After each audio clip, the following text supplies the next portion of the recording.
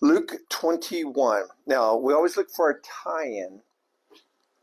And in the last two verses in Luke 20, Jesus says, "Beware the scribes who like to walk around in long robes and love respectful greetings in the marketplaces, and chief seats in the synagogues, and the places of honor at banquets." Verse 47, "who devour widows' houses, and for appearance sake offer long prayers." He's talking about the religious leaders. They had a real scam, a real racket going. They had the appearance of being one thing, but they were something totally different. Now, what's that called? Hypocrite. A hypocrite, right? Jesus said they were full of dead men's bones. So he said, "who devour widows' houses and for appearance sake offer long prayers.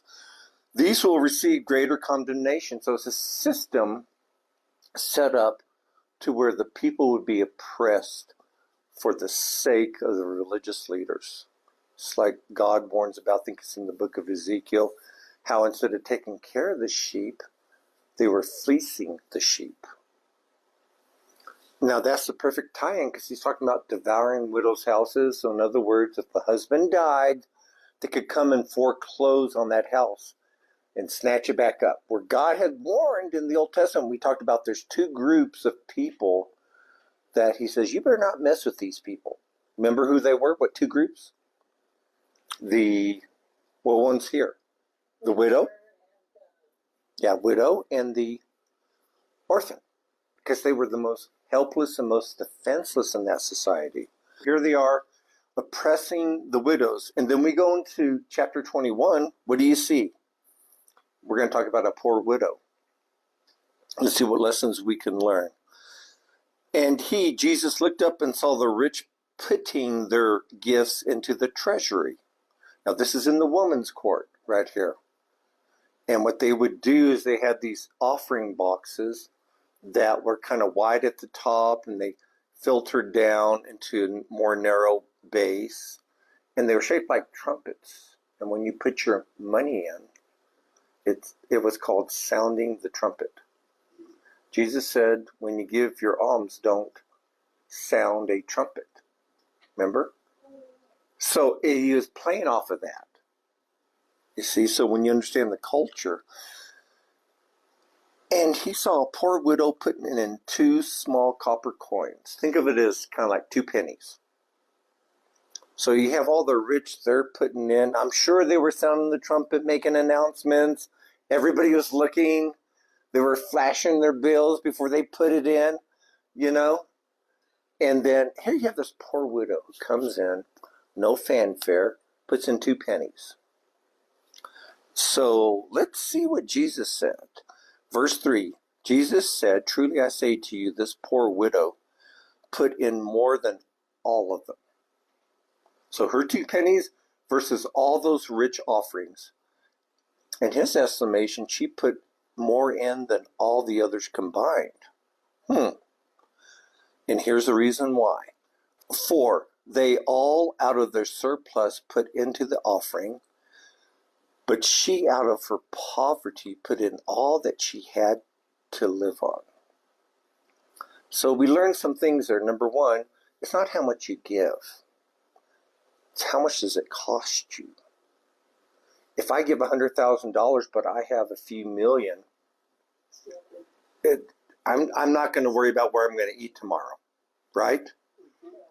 If I'm barely making it and I go to zero on my account every week and I can't even eat a meal anytime and I give $10, I just gave more than the guy who gave 100,000. In Jesus' estimation. Now, something else that I kind of thought about, how many coins did she have? 2. Now, 2 pennies, 2 coins. Okay, she gave a 50%, or actually 100% tithe. 100% tithe. She gave everything she had. Now, if she only gave 1 coin, she would have given a 50% tithe. Would she have fulfilled the law? Yeah. And so she actually gave it all. And I think of percentage-wise, I know several pastors have told me that it's It's the poor that actually give more than the very rich. But also it speaks of a system that oppresses the poor. Just remember the verse before, who devour widows' houses. It was preying on the poor that would come and give everything to help finance their opulent lifestyles and all the money that they had. So there's a bunch of stuff going on there. Now, here's what happens, verse 5. And while some were talking about the temple, that it was adorned with beautiful stones and votive gifts, he said, a votive gift is a gift that you give in fulfillment of a vow or something you give for sacred reasons. So people were given to the temple. So he looks around, beautiful temple that they're in. And actually, if you go to the other accounts like Mark 13 and Matthew 24, the disciples are the ones pointing out and say, look at this beautiful building here. Look at all these, it's adorned with all these beautiful stones. And it was a real wonder too, It was Herod's temple, not Solomon's. It was Herod's temple. What happened to Solomon's temple? How come it wasn't still up? Well, when the Babylonians came in about 600 BC, in the third siege, I think it was 586 BC, they destroyed the temple. And so Nehemiah and Ezra came back and rebuilt it some 70 years later. And then Herod was on a big remodel project, for the temple. And so you had that. So they were looking around saying, pointing out to Jesus, look at all these stones. Look how beautiful they are. In verse 6, Jesus gives us a prophecy. As for these things which you are looking at, the temple, the days will come in which there will not be one stone upon another which will not be torn down. And that seemed pretty unthinkable in that day. They were in the Roman jurisdiction. Who's going to come and take it away from the Romans? How could you do that? And who would want to burn the temple anyway? So now he's warning about that day that the temple is going to be totally destroyed. Now that's the key for Luke 21. They question him, they question Jesus, saying, Teacher, when therefore will these things happen? What things happen? When one stone will not be left upon another. When is that going to happen? So that's the context. Everybody got that? That's the context. And what will be the sign when these things are about to take place? So that's a good question. Now, in the Matthew account, which I'll kind of briefly go maybe back and forth sometimes, in Matthew 24:3, Matthew 24 is also the Olivet Discourse. It said, as Jesus, was sitting on the Mount of Olives, the disciples came to him privately saying, Tell us when these things will happen. What things? He just talked about the temple previously. When is the temple going to be destroyed? What will be the sign of your coming? He actually says a sign appears in the sky just before he returns. It's not events that happen. There's an actual sign in the sky. I know that sounds weird. And the third question was, and the end of the age. When is the end of the age going to happen? He actually answers in Matthew 24 all three questions except for the first one about the temple. In Luke 21, he answers the question about when's this going to happen to the temple? When are all the stones going to be taken down? So everybody kind of got that? So there's going to be a different kind of deviation here. Verse 8, and he said to them, now he's going to go into an end times discourse. See to it that you are not misled. Let's stop there. In the Olivet Discourse, his longest discourse on the end times prophecy, Matthew 24:4, Mark 13:5, Luke 21:8. He started all three discourses with the same warning. You know what warning that was? Yes. Don't be deceived. Don't be misled. Now, here's my question.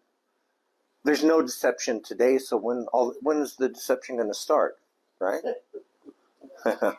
Yes. I would say so. I would say it has happened big time. And it's actually been going on for a while. It's just going up to a new level. So he's warning, the key word in the end times is deception. Now that word for deception is planao. It means to cause to wander. In other words, you don't have any aim. You're just kind of wandering around aimlessly. That's where you get that word from, planano. See to it that you're not wandering aimlessly. And I always relate that to Matthew 7, 13, and 14 about the wide, path and the, big gate and, the small gate and the narrow path and all that. If you're on the narrow path, you stay strictly in line. You're not wandering around. So it's a good warning, and he's going to tell us what to look out for. So verse 8 again. See to it that you're not misled, for many will come in my name, saying, I am he, the time is near. Do not go after them. So right up here, his first warning is against false Christ. When he says, there will come and they will say, I am he, it actually literally is, they will come saying, I am. That's it. If you see the he in there, it's in italicized, which means it's not in the text. They just kind of said, well, we need to put that in there to fill it out. What they literally are saying is, I am God. Now, in 2 Thessalonians chapter 2, there's going to be a man that comes that proclaims himself as being God. Anybody remember who that guy was? The Antichrist. The son of destruction, the man of sin. He's going to sit in the very temple of God, proclaiming himself as being God. So we're going to see there's going to be a little bit of a buildup. False Christs are going to arrive, and it's going to culminate in this one guy that we call the Antichrist. And he is going to say, I am the God. And he's going to exalt himself, according to Daniel, above every God. Every God. So that's the first warning. Verse 9. When you hear of wars and disturbances, do not be terrified, for these things must take place first, but the end does not follow immediately. So now he's talking about wars. And then Matthew 24 talks about wars and rumors of wars. Do we have any wars today? A few, right? A few wars. And we're about to see even bigger wars come. I'm not even talking in the tribulation period. A lot of people think Ezekiel 38 and 39, the war of Gog and Magog, is going to happen before the rapture. So do I. I could be wrong on that. Where Russia comes down with her allies, and her first ally named is Persia. You know what Persia is? Iran. So that's why in this war that we see now, Iran will not be destroyed. Because Iran has to come down, or Persia has to come down later with Magog, which is Russia. Okay, and I don't want to go into a long thing about how we know it's Russia. So, false Christ, Luke 21:8, which equals, when you get to Revelation 6, there's the 7-sealed book. Jesus starts taking off the seals, right, of that book. The first seal is a white horse. He had a crown on his head. He had a bow, but he didn't have any arrows. That's the Antichrist. And his first warning in Luke and in Matthew 24 is about, and Mark 13, you have to really put them all together, is about false Christ. So that's the first warning after deception. Then let's go to, I just read verse 9, you hear of wars and disturbances. Do not be terrified, for these things must take place first, but the end doesn't follow immediately.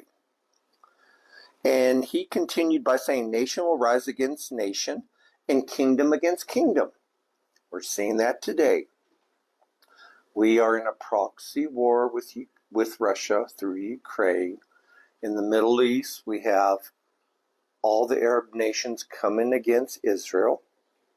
Wars and wars and war. And there's another war in the Middle East that has already killed more. I can't think of who it was. It's killed more people than the war with Israel. It's two Muslim countries fighting, but you don't even hear about that. We got so many wars. Okay? So that's the next one, war, Luke 21, 9 through 10, which corresponds to Revelation 6, 3 and 4, which was a red horse. And he came to take peace away. That's war. That lines up perfectly with the second seal. And we're going to talk about, when do these seals happen? Now, Jesus in Matthew 24, and I believe in Mark 13, calls these birth pangs. Birth pangs. Okay? The beginning, pangs that a woman has just before she gives birth. Birth pangs. Verse 11, Luke 21, 11. There will be great earthquakes, and in various places plagues and famines. Famines. So, Luke 21:11 is talking about famine. Luke 6, 5 and 6, verses 5 and 6 is a black horse. Has a pair of scales. Talked about how expensive food would be. Famine. Coincidentally, they all line up. Well, why not? Same author, same prediction. Okay? Famine is coming. And right now, with all the stuff that they have done, closing down all the farms worldwide, and Ukraine used to be known as like the breadbasket or whatever. Well, guess what? It's not anymore. Netherlands became the world's #1 exporter of food. The Netherlands? And they're closing them down. And all the chicken farms and cattle ranches that we've had here in the United States that have mysteriously gone up in flames over the last few years. Now, let me read the second half of verse 11. It says, it says there will be great earthquakes and in various places plagues and famines, and there will be terrors and great signs from heaven. Now, I didn't mean to. I was listening to a podcast today, and it was just a general thing. It wasn't a Bible study. And the guy, he talked about, he mentioned real quickly about Luke 21:11. And here's what he said. Get this. He said, and he was he was a Greek guy. In fact, he's translating, I think, the Bible, the New Testament. He goes, where it says terrors, are going to appear. That's the noun form of the Greek word that we get the word phobia.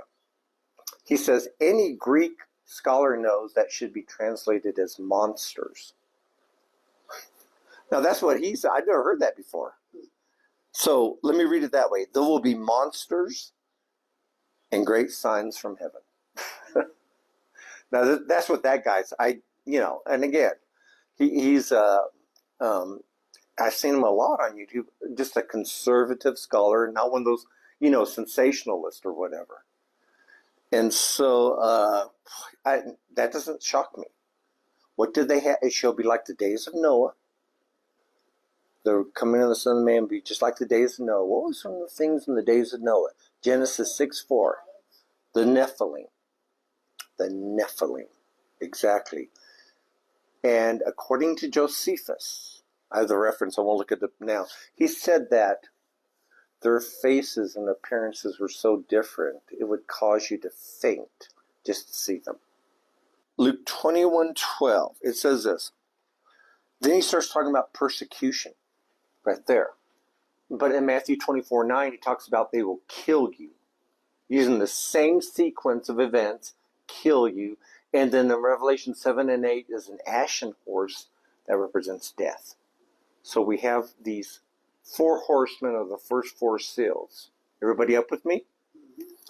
Now here's where we are going to have a deviation. He's given you all the stuff for the birth pangs. But then he deviates. In Matthew 24:9, after he gives the birth pangs, and then in Luke 21:12, after he gives the birth pangs, he switches course. It's very important for you to understand. In Matthew 24:9, he says, then or at that time. What time? At the time of the birth pangs. Then he goes on to the tribulation period. Makes sense? Here in Luke 21:12, he says, but before all these things. What things? The birth pangs. So one is right at the time of the birth pangs, and one's going to happen before. And if you don't catch that, you're going to see all kinds of messed up interpretations. So the question is, the birth pangs, where do they occur? I'm going to tell you what, people put them in two different areas. Here we go. The birth pangs, some put it in the first 3.5 years, because if you go to Revelation 6, that's after the church is raptured, and then the tribulation period has begun, okay? And so they put it in the first 3.5 years. I think that's accurate. And then there's other people say, well, actually, it's going to be just before right here, because we're seeing it now. You know what I think? I think it's both. Remember how prophecy is a repeating pattern. And I taught that ad nauseum Tuesday nights, right? And I showed you guys over and over again, prophecy being repeated. Just like 1 John chapter 2 says, you have heard that the Antichrist is coming. Is that true? Yeah, it's still true today. And then he says, as many Antichrists have arisen. Wait a minute, which one's true? Both. In other words, there's these pre-runners like Antiochus Epiphanes and Daniel. Nero was a forerunner, Hitler, Stalin, all this. They were small fulfillments of the Antichrist, but there's going to be one final one. So what we're seeing right now, before the rapture, is birth pangs. And then we're going to get into the first 3.5 years, and then the birth pangs are going to repeat, but much worse. Okay, much worse. And in fact, I told you one of the two witnesses, well, who are the two witnesses in Revelation 11? Moses and Elijah. I think that's a fair guess, and I don't want to go through the 50 reasons why now. But Elijah, I think in both Revelation 11 and when he was here on this earth, one of his miracles that he did was he called for drought for, guess how long? 3.5 years. And we only know that from Luke 4 and James 5. It doesn't tell us in the Old Testament. We only get that information in the New Testament. And that's exactly the time that he's prophesying. So let me ask you this. If you had worldwide drought for 3.5 years, would that cause famine? Oh, man, yeah. Well, that might cause major famine, right? And we're already going into famine now. Can you imagine 3.5 years of a drought? Oh, gosh. You don't want to be here. You just do not want to be here. It's going to be bad. Okay? So, any questions at this point? No questions. Okay, so let's go back to verse 12. So he's just given us the birth pangs. We see in Matthew 24:9, he says, then, or at that time, I looked at the Greek word, that's one of the definitions, at that time, I believe that's in Strong's, at the time of the birth pangs, then he goes into the tribulation period, okay? But here in Luke, remember the context is, well, when is all the stones in this temple going to be taken down? And then he gives the birth pangs, he says, but before all that, and so he's going to tell us when all the stones in the temple are going to be taken down. Verse 12, but before all these things, before all these birth pangs, before all these seals happen, they will lay hands on you and will persecute you, delivering you to the synagogues and prisons, bringing you before kings and governors for my name's sake. That happened to the early church, okay? And that's the time period he's referring to. They were persecuted. Paul appeared before kings. King Agrippa, he appeared before Caesar, Nero, who probably chopped off his head, from what history tells us. Some people say, no, it didn't happen at that time. He went had further missionary journeys. We don't know for sure. And in verse 13, it will lead to an opportunity for your testimonies. So make up your minds not to prepare beforehand to defend yourselves. I will give you utterance and wisdom which none of your opponents will be able to resist or refute. So that's the grace that Jesus gives to us at the moment that we need it. Remember last week, Donnie, we were talking about, I think it was last week, about having the courage to go through maybe a death for Christ. We might not have it right now, but maybe at the moment he gives it to you, right? Just like you don't, what am I going to say when they, ask me to defend myself tomorrow, about Jesus? Jesus is saying, don't worry about it. The Holy Spirit will give you utterance that they can't even refute. So he gives you what you need at the time. Verse 16, but you will be betrayed even by parents and brothers and relatives and friends, and they will put some of you to death. Your own family is going to betray you. And everybody's thinking, well, not my family. And you could be right. You could be right. But it's going to happen. It's going to happen, okay? And remember I said, my belief is, when they crack down, what the greatest enemy of the church, you know who that is going to be? The church. The church. It's happened throughout history. When I say the church, I'm talking in a Matthew 13 sense, wheat and tares. In the same way, today there exists the church, just one big structure that the world sees. But within that structure is two things: false believers and true believers. The wheat and the tares, right? And I'm telling you, when things crack down, the church will be your greatest enemy. I've studied church history. I taught it. And I'm telling you that it was the church that betrayed believers. That's sad, isn't it? It's true. Now he's warning about family that will do that. Not might, they will. Verse 17, and you will be hated by all because of my name, because you bear the name of Jesus. Yet not a hair of your head will perish. By your endurance, you will gain your lives. In other words, sticking it out for Yeshua. Now, this primarily refers from here, from his death, to this event that's going to happen in 70 AD. Really, the period he's talking about, and mainly Jewish believers, okay? But it has timeless principles in it that we could apply to the church age, from here to the rapture, okay? But right now, and we're going to find out that 70 AD and how it applies, even though I think most of you already know. So verse 20. Now he's going to come up to the 70 AD event. He says, but when you see Jerusalem surrounded by armies, then recognize that her desolation is near. So here's what happened. There was kind of a rebellion there in Jerusalem.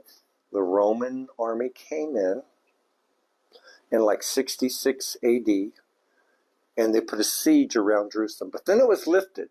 I think Nero died. One account says Nero died, and another account said something else happened. But anyways, there was a little lifting of that. Now get this. The Christians remembered what Jesus said in Luke 21, verse 21. Then those who are in Judea must flee to the mountains, and those who are in the midst of the city must leave, and those who are in the country must not enter the city. They remember, oh man, Jesus told us when Jerusalem's surrounded by armies, we need to get out of here. But the armies are already around there. How do you get out? Well, guess what? They lifted the siege. I'm going to say because Nero died. And all the Christians remembered what Jesus said, and they all fled. And according to some accounts, not one Christian died in that, because they knew the words of the Lord. Now, I'll make it even more astonishing. Guess where they fled? To a place called Petra. Now, when you read the Matthew 24 account, it's right at the abomination of desolation. He says, you who are in Judea, flee. And guess where they flee to? Petra. Do you see history and prophecy repeating itself? It's amazing. Absolutely amazing. The fleeing of the people in the big event is the 70 AD destruction. Okay? I'll explain what that is in a second. In the Matthew 24 account, where he does it right at the time of the birth pangs, it's the abomination of desolation. Now, why would they flee when they see the abomination of desolation? I think it's because at that time, the armies are surrounding Jerusalem. And Jesus is saying, get out. Just like what happened earlier, flee to Petra. And it says right here in Luke 21:20, recognize that her desolation is near. That word, the Greek word for desolation, is the same Greek word for abomination of desolation.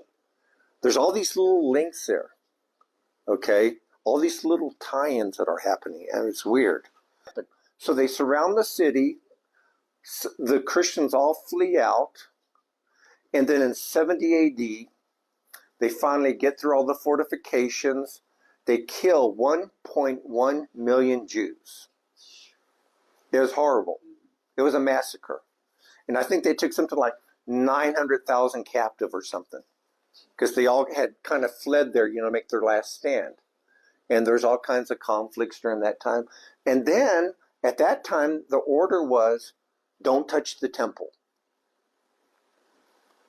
But I thought not one stone would be left upon another.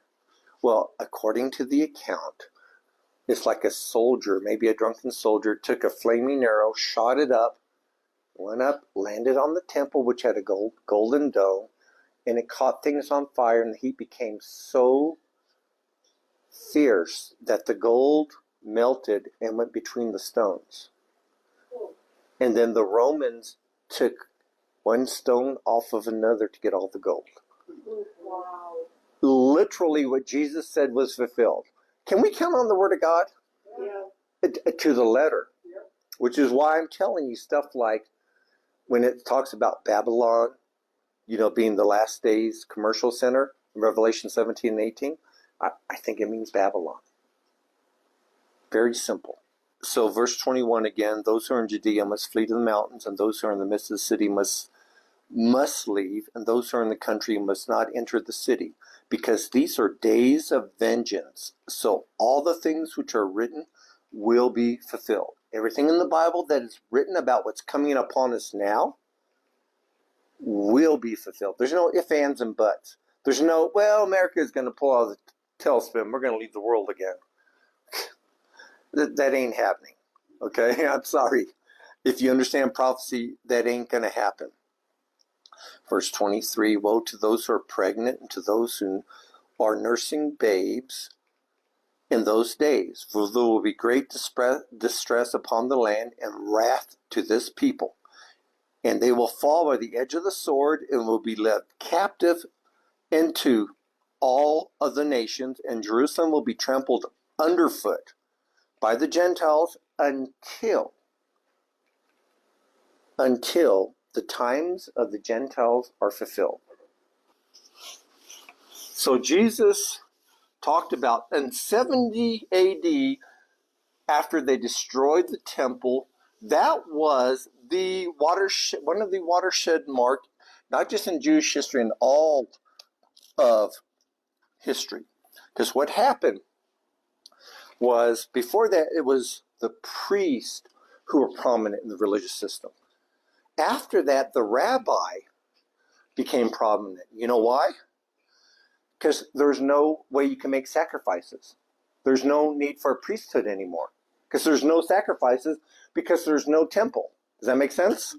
And then they were dispersed throughout the world from 70 AD. It's called the dispersion. To when? May 14th, 1948. They were declared a nation.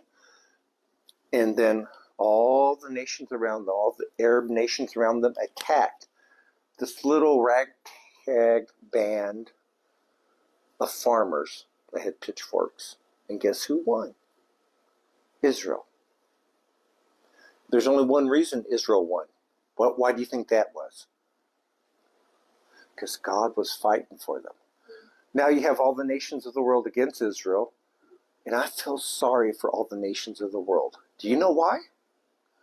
Because Israel has a majority of one, and that's God. They will not be defeated. Period. I guarantee that. Okay? If they are defeated and every last Jew is taken away and killed, I'll throw away my Bible. Obviously, I don't have to. I don't intend to, because it's not going to happen. And so when they led captive out of Jerusalem in 70 AD, it says they will fall by the edge of the sword and be led captive into all the nations. That was the dispersion. Now it shows that if any ethnic people is taken out of the land for like 2 or 3 generations, they disappear because they're absorbed into the other cultures. How did the Jews survive for 2,000 years? Same answer I gave for everything else. God. God. You can't destroy the Jew. Forget it. God already said you can't. And so he says, Jerusalem will be trampled underfoot by the Gentiles until the times of the Gentiles be fulfilled. Now here's what I'm going to do. A very quick thing here. In Daniel 2, Nebuchadnezzar has a dream of this great statue. And in this statue, we have the times of the Gentiles. In other words, from here on out, from Babylon in about 605 BC,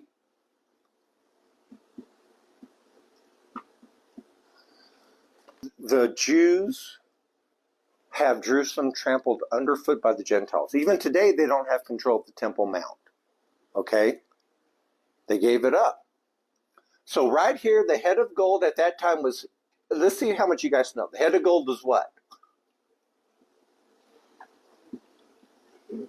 Babylon. That was the first empire. That's the first time they were taken away captive. And from then on, they were always in subjugation to the Gentiles. The 2 arms, or the chest and arms of silver, was who? Anyone know? The Medes and the Persians. Okay? That was the next empire. They came in and conquered Babylon. Then the loins of brass came in and conquered them. The Medes and the Persians. Who was that? Greece. Yes. It's the Greeks. Alexander the Great. Then that broke up into 4 different empires. And it talks about that in Daniel. They become 4 different horns that was divided between his 4 generals. And then, who conquered them? Rome. Rome comes next. And then we find out that the 10 toes, these are made of, the legs are made of iron, but the feet are made of iron and clay. Okay? So the toes have not happened. And we find out the 10 toes are what? 10 kings. And how do I know that happens in the last days? Here's why. If you go through Daniel chapter 2, there's a great boulder, a great rock that was cut out of a mountain, not made with hands. And it struck the image where? On the feet. It represents Jesus coming back, setting up his kingdom. So we know the 10 toes happen, and it's going to end with Jesus coming back, okay, and destroying the whole statue right there on the 10 toes. So we're not into that. Somewhere in the end times, in the last 7 years, 10 kings are going to arise that are going to rule the world. I thought the Antichrist was, right? He actually takes full control about mid-trib when you put everything together. Because there's 10 horns that arise, and then according to Daniel, there's another one that rises up later on that takes out 3 of them by the roots and subdues them. And he had a great mouth. That's the Antichrist. So he comes later, but the 10 toes are 10 kings that rule in the end times, and that's the kingdom that Jesus comes back to. So all during this time, from 605 BC all the way to his second return, is the time of the Gentiles. When does it end? When do the Jews get back control? When Jesus returns. Because at mid-trib, according to Revelation 12, they flee into the wilderness for how long? 1,260 days. That's 3.5 years. And Jesus reaffirms it here in Matthew 21:24, that Jerusalem would be trampled underfoot until the times of the Gentiles be complete. That's the times we're in right now, guys. Right now. And it's going to go on for maybe a little more than 7 years. And then it's going to end. Okay, so he goes from 70 AD, because that's what he's focusing in on. And then he talks about the times of the Gentiles all the way to until the times of the Gentiles be fulfilled, which is all the way to the end when he returns. And then he's going to pick up, but now he's going to pick up in the 7-year tribulation. Okay? So now he's covered that 70 AD event, which the Mark 13 and Matthew 24 didn't. So now he's gone all the way to the end right here where he returns. So now he's going to cover back over here, the tribulation period, just before he returns. Let's see what happens. Verse 25, Luke 21:25. There will be signs in sun and moons and stars, and on the earth dismay among the nations, and perplexity at the roaring of the waves, at the roaring of the sea and the waves. That kind of sounds strange, doesn't it? Things astronomically are just being shaken. And 26, men fainting from fear and the expectation of the things that are coming upon the world, for the powers of the heavens will be shaken. That literally means things coming upon the world. Things are descending down out of the sky onto the earth. There's going to be such great deception that it's going to boggle our mind. Whatever we think is going to happen, it's going to be a lot worse. It's going to be a lot more deceiving. Then they will see the Son of Man coming in a cloud with power and great glory. So in Acts 1 through 9, chapter 1, verses 9 through 11, what happened is Jesus was received up into a cloud, and the angel said, look, the same way you saw him received up in that is the same way he's going to return, in a cloud. Okay? Matthew 24:30 says, then the sign of the Son of Man will appear in the sky. Then all the tribes of the earth will mourn when they see the Son of Man coming on the clouds of the sky with great power and glory. 1 Thessalonians 4:17. That's the rapture passage. Then we who are alive and remain will be caught up together to meet them in the clouds. Talking about people who died in Christ, to meet the Lord in the air. So it even happens at the rapture. We're talking about second coming, but he comes back with a cloud. Some people say it's the Shekinah glory, which is his glory. That's the cloud. Maybe, maybe not. And then Revelation 1:7 says, behold, he is coming with the clouds. Talking about the second coming. And verse 28, but when you see these things begin to take place, straighten up, lift up your head, because your redemption is drawing near. Now this is primarily in the tribulation period, but he says when you see these things begin to happen, are we seeing these things beginning to happen? So for the church, guess what? Our redemption right here. Remember, there's a 5-day gap, and I'm not even going to explain that. It's based upon the feast. Okay? What we see right here, all these things getting set in place. It's not as though we are raptured and everything, poof, there's the Antichrist government, there's everything right there. No, he's getting the structure ready right now. Satan's getting the structure ready right now. With the electronic currency, which is the mark of the beast, eventually, on and on. Okay? The one world government, we're being set up for that, the worldwide famine. So when we see all this stuff, so what should be our reaction according to Jesus? Lift up your head. Why? Because your redemption is drawing near. That's the good news. That is the good news. Then he told them a parable. Behold the fig tree and all the trees. Now the fig trees, Israel, trees represent nations. All the ancient nations have revived, like Persia. Remember what that was? Iran. And you could just go through and trace all the ancient nations, and you find a strange thing. They've all revived. He says, behold the fig tree and all the trees. And I'll tell you a quick little fact. If we draw a map of Israel, okay, here's the Gaza Strip right here, right? Little strip right there. They never conquered it when they conquered the land. And there were like I was listening to it, there's like 3 areas Israel never conquered when God told them to get in the land. And it's the 3 areas that are occupied by the terrorists. Is that a coincidence? There's something going on there. Okay? So if you look at right here, this is where the Philistines were, the same strip that Gaza was in, the Gaza Strip that they never conquered. So there's something spiritual going on, spiritual stronghold. And God says, get that out. You know what you do? You get it out. Remember Joshua? When the spies came back and Joshua or Caleb were like, yeah, let's go in there. Let's just conquer them. Let's whip them. And then the 10 spies, oh no, we're like grasshoppers in their sight.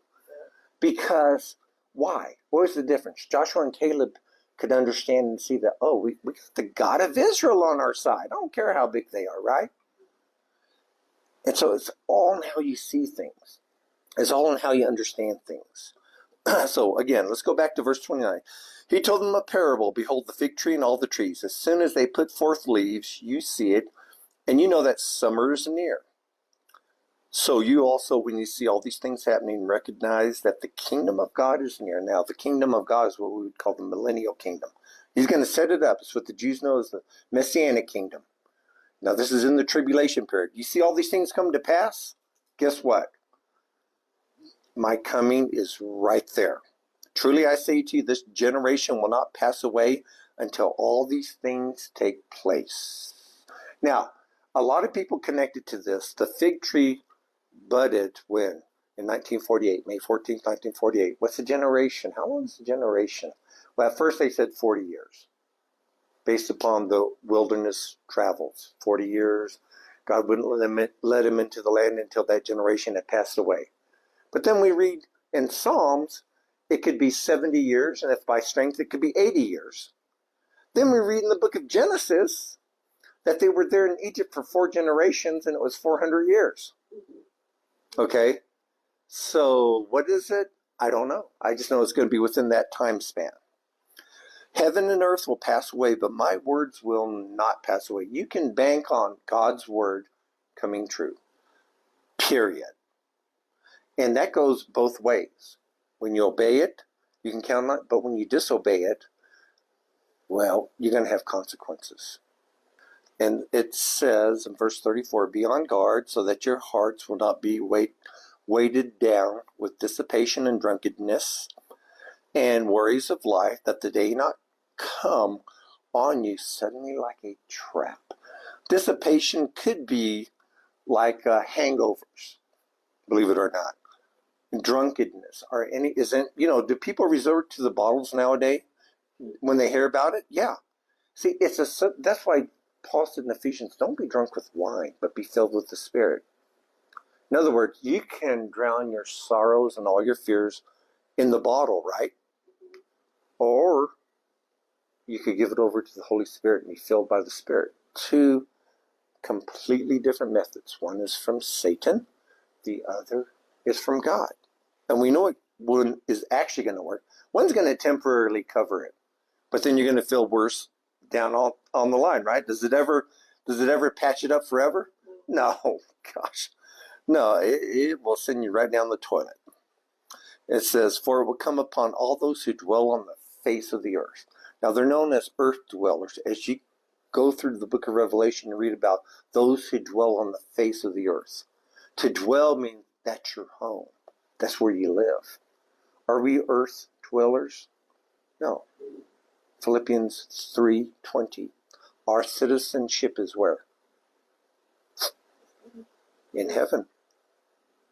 Earth dwellers are those who make their home here. It's going to come up, all this stuff is going to come upon those who make their home here. We're on a camping trip. And brother, if you're out there in the wilderness too long, you're anxious to get back home, aren't you? I mean, it was maybe fun at the first, but man, it gets old really quick. And I think God is weaning a lot of us Christians from this world. A lot of us have like, oh man, I have this, I have that here, this or that. And yet we see it all crumble. And I believe that that's God's work in our hearts to say, look, that's what Peter said. If everything is going to dissipate and dissolve into nothingness, what people ought you to be in holy conduct? It's all gonna burn, right? Forget about what you have. It's all gonna burn. Everything is just tools that God's given us, resources to do what? To use for His glory. To tell their people that's what it's for. But you know what mistake we make? Oh, that's here for our pleasure. Okay, and I'm not saying you can't have fun or something like that. But I'm just saying we need to get serious about our walk. Verse 36. But keep on the alert at all times, praying that you have the strength to escape all these things that are about to take place and to stand before the Son of Man. Oh, wait a minute. I thought people who believed in the pre-trib rapture were escapists. Let me read that again. But keep on the alert at all times, praying that you may have the strength to escape all these things, and that that are about to take place, and to stand before the Son of Man. Jesus tells you to be an escapist. So yeah, I'm an escapist. I'm a pre-trib rapture guy. Jesus, I'm praying, God, let me escape all that stuff and let me stand before you. He tells me to do that. Okay? All right. Verse 37. Now during the day he was teaching in the temple, but at evening he would go out and spend the night on the mount called Olivet. He wouldn't spend the night in Jerusalem at the very last part. He went outside. So actually, when he was in the temple and he saw the widow and stuff, I forgot to mention, what he did was he left the temple, and right outside the walls of Jerusalem is the Mount of Olives, okay? And that's where you have Gethsemane, or the olive press. But anyways, he went there, and this briefing that he gives, there was only 4 disciples that came to him and asked him about it. Believe it or not. It was Peter and Andrew, his brother Andrew. It was John and his brother James, the 4 closest apostles. That's all that was there. So it was not only just a private briefing, it was with his inner circle. And we're privy to it because we're in the family of Jesus. So we get it all. Okay? Now, let's see here. Verse 38, last verse. And all the people would get up early in the morning to come to him in the temple and listen to him.